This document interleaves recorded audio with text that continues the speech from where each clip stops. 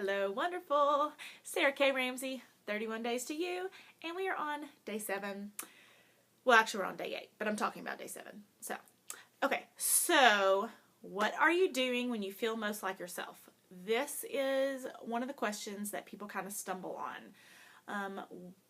What do you mean, feel most like yourself? I don't really know what it feels like to feel like myself. That's why I'm doing this program.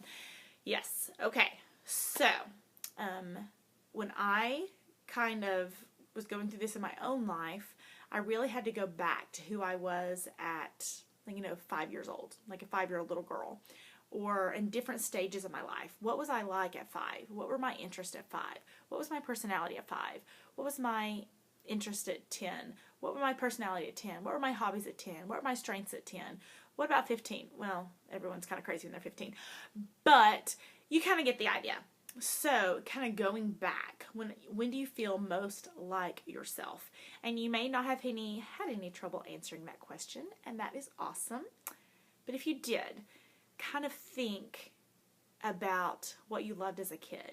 Did you feel most like yourself when you were running, when you were exploring, when you were building, when you were playing, when you were singing, when you were connecting with others? And that probably will help you, because just like when we talked about being strong, you want to focus on doing that as much as possible. When you feel most like yourself, most like what makes you feel alive, what energizes you, what just you like have this adrenaline rush and you're in the flow, okay? If you can focus on more things like that in your life, it's like the opposite. We talked about yesterday about chipping away a rock. It's like the opposite of chipping away a rock. It's like,